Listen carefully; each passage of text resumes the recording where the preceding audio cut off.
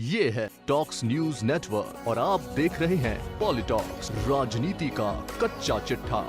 प्रदेश कांग्रेस अध्यक्ष गोविंद सिंह डोटासरा ने आगामी 10 जून को होने वाले राज्यसभा चुनाव को लेकर बड़ा बयान देते हुए कहा कि राजस्थान में अशोक गहलोत सरकार के गुड गवर्नेंस के नाम पर कांग्रेस का पूरा कुनबा एकजुट है।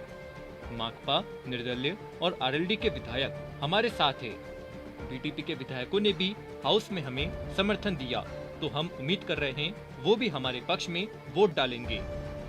डोटासरा ने आगे यहाँ तक कह दिया कि कांग्रेस पार्टी लोकतंत्र में भरोसा करती है, नहीं तो राजस्थान सरकार के कामकाज को देखते हुए भाजपा के आधे विधायक भी कांग्रेस को वोट देना चाहते हैं। इसके साथ ही डोटासरा ने कहा कि भारतीय जनता पार्टी राजस्थान में राज्यसभा चुनाव में गड़बड़ी की करने की कोशिश करेगी, लेकिन उन्हें कामयाब नहीं होने देंगे।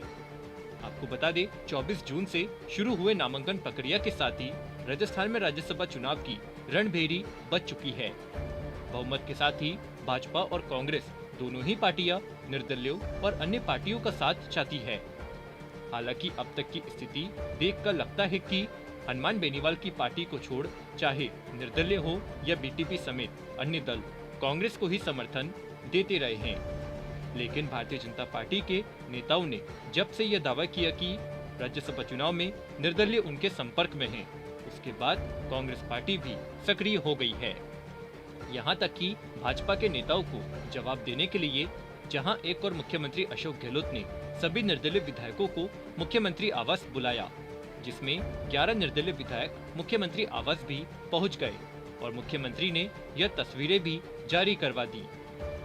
तो वहीं दूसरी ओर प्रदेश कांग्रेस अध्यक्ष गोविंद सिंह डोटासरा ने तो यहाँ तक कह दिया कि कांग्रेस पार्टी लोकतंत्र में भरोसा करती है, नहीं तो राजस्थान सरकार के कामकाज को देखते हुए भाजपा के आधे विधायक भी कांग्रेस को वोट देना चाहते हैं।